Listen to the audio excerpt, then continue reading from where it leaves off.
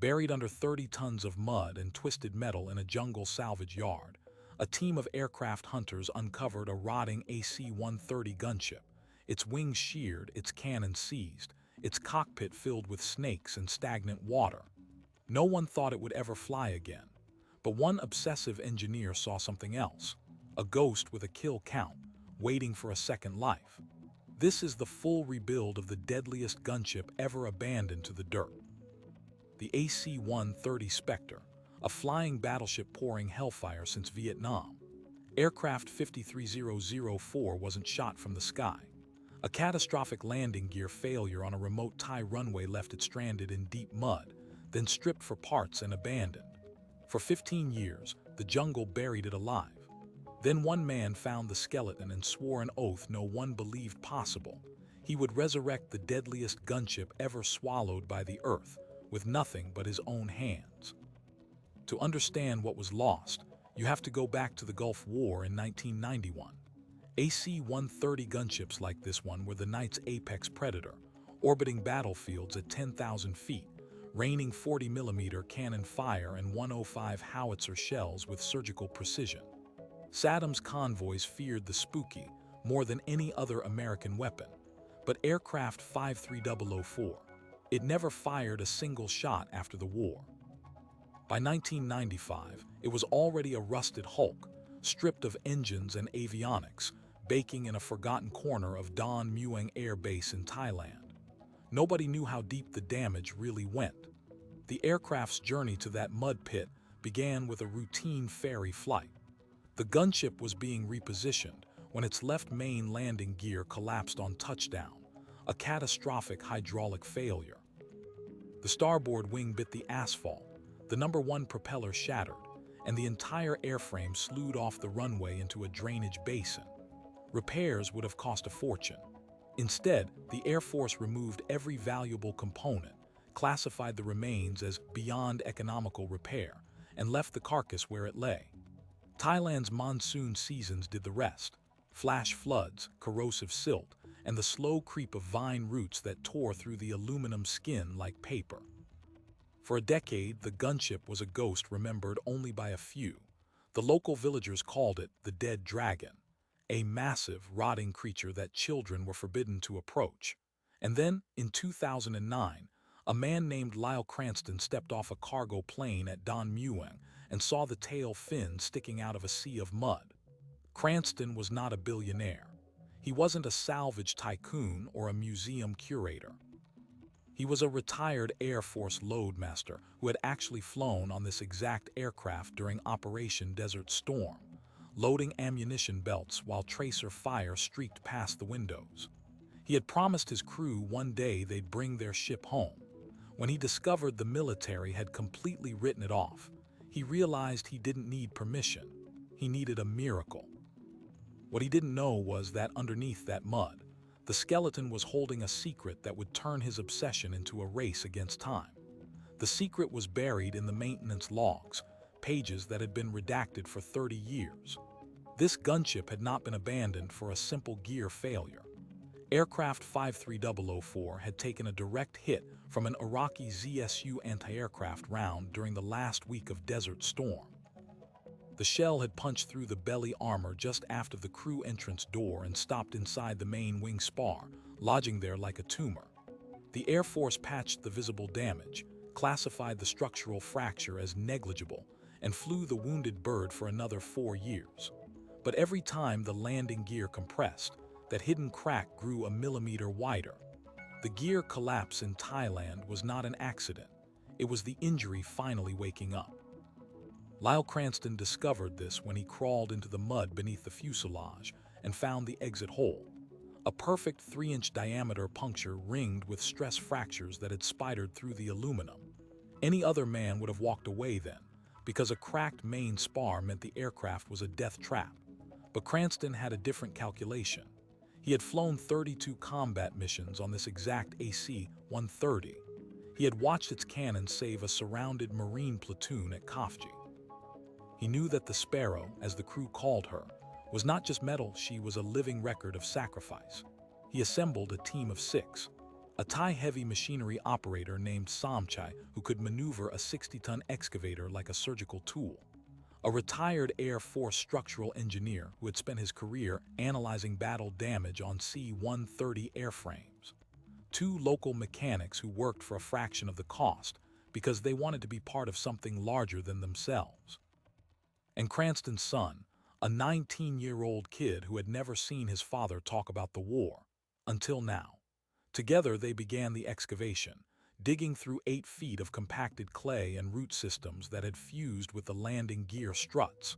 The monsoon rains turned the site into a slurry pit, and every morning they found the trench half collapsed, the gunship sinking further into the muck. But there was something protecting the Sparrow. The same anaerobic mud that made the extraction a nightmare had preserved the central wing box from corrosion. When they finally cleared the main spar, they discovered the aluminum was not rotted, not fatigued beyond repair. It was salvageable. The crack could be stop-drilled and reinforced with a custom-milled steel doubler plate. The problem was that doing so legally meant recertifying the airframe with the FAA equivalent, a process that would take years and cost over $1 million.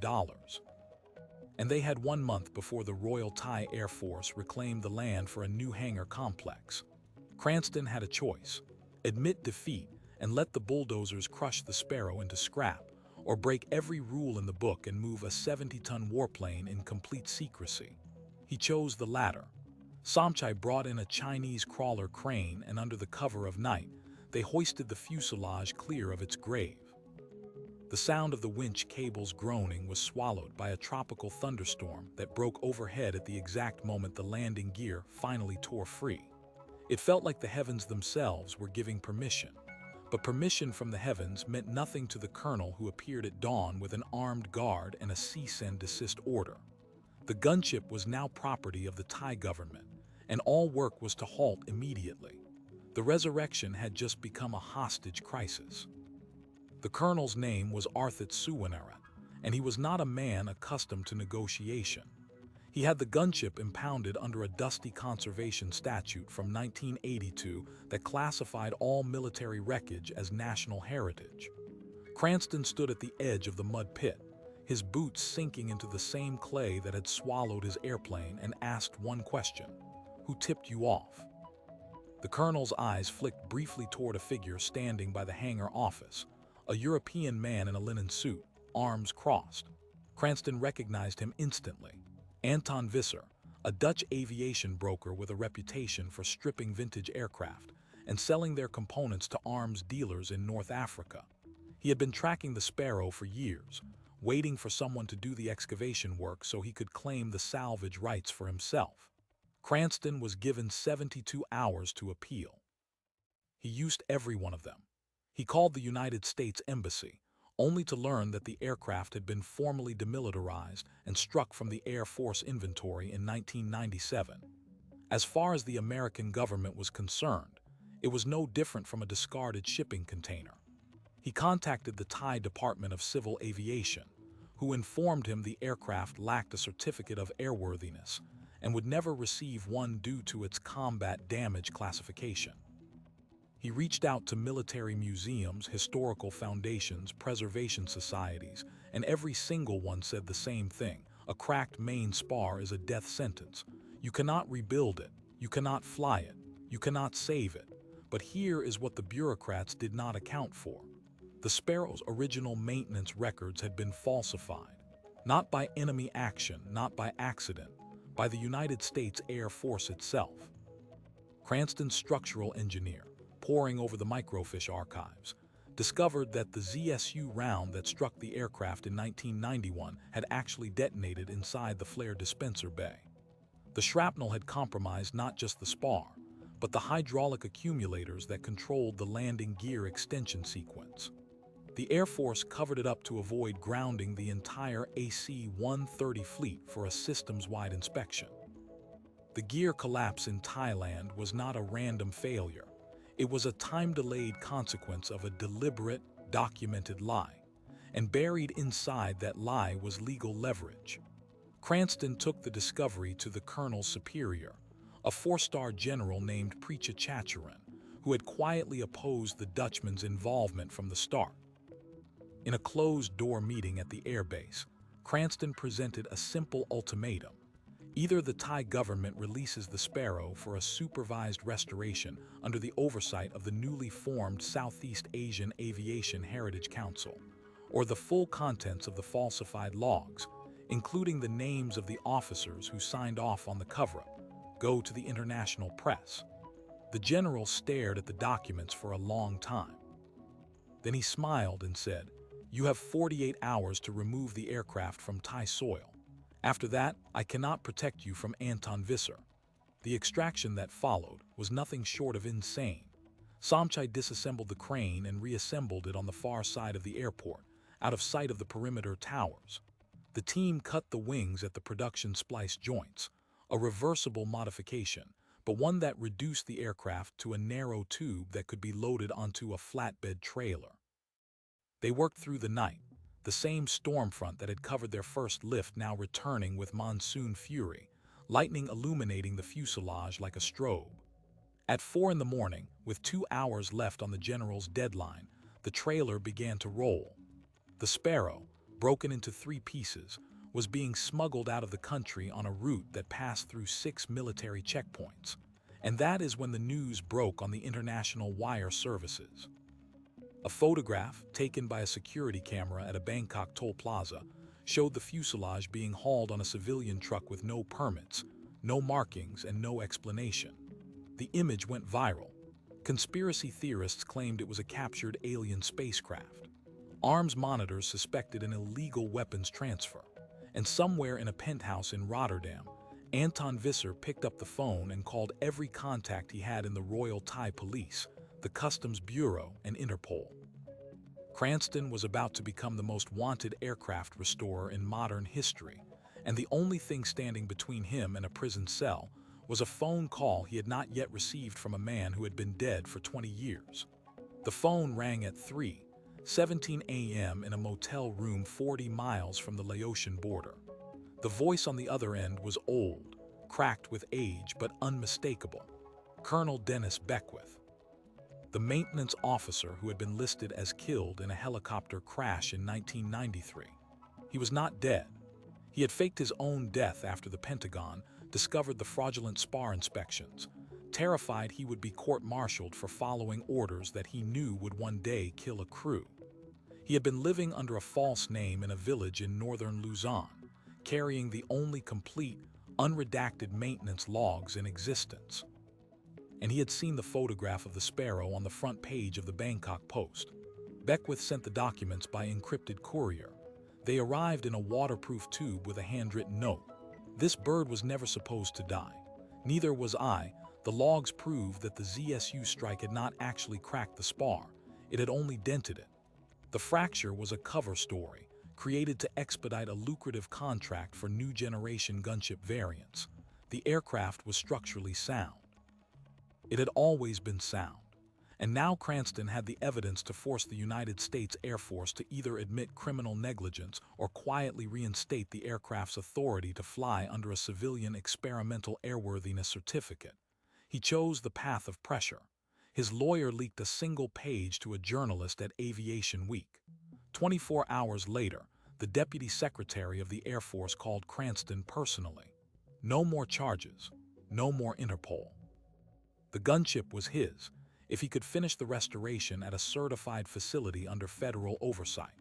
He agreed. The Sparrow arrived at a private hangar in Mesa, Arizona, on a flatbed truck with an honor escort of 12 Desert Storm veterans riding Harley-Davidsons. The rebuild could finally begin. It took 6 years. The starboard wing was replaced with one sourced from a decommissioned C-130H that had flown relief missions in Bosnia. The 4 engines were overhauled using components from 3 different airframes, each with its own combat history. The howitzer and cannons were restored to museum-grade accuracy, their breeches welded permanently open as a condition of the civilian license. Cranston's son dropped out of college to become a certified airframe mechanic, and together they installed the doubler plate on the spar, the very repair that had once seemed impossible, while Beckwith, now 91 years old, watched from a folding chair in the corner of the hangar, weeping silently. On the morning of April 12, 2022, the Sparrow's number 3 engine coughed, caught, and settled into a steady roar. All 4 turbines ran green. The taxi test was flawless. The short flight to the Pima Air and Space Museum, where the aircraft would live out its days as the world's only restored AC-130A, lifted off with Cranston in the jump seat, his hand pressed flat against the aluminum skin. When they reached altitude, he looked out the port window and saw, at the edge of the desert, 12 motorcycles parked in a line, their riders standing at attention. Those 12 riders were the surviving members of his original Desert Storm crew. They had not seen the Sparrow since 1991, when it limped back to base with shrapnel in its belly, and a crew that knew how close they had come to the end. Now, standing in the Arizona dust, they watched it fly one last time, not as a weapon, but as a monument to something that outlasted every bureaucracy, every cover-up, every person who said it was impossible. The Sparrow now sits at the edge of the Pima Museum, its cannon silent, its skin bearing the scars of its real history. Schoolchildren walk through its fuselage and learn about a war most of them were not alive to see. But the men who restored it know that the true story is not about metal and rivets. It is about a promise made in a war zone and kept 30 years later in a mud pit on the other side of the world. How many forgotten machines are still out there, buried in silt and secrecy, waiting for someone who refuses to let them go? For every Sparrow that makes it home, 100 others dissolve into the earth, their stories untold. All it takes to save one is a person who believes that some ghosts deserve a second chance.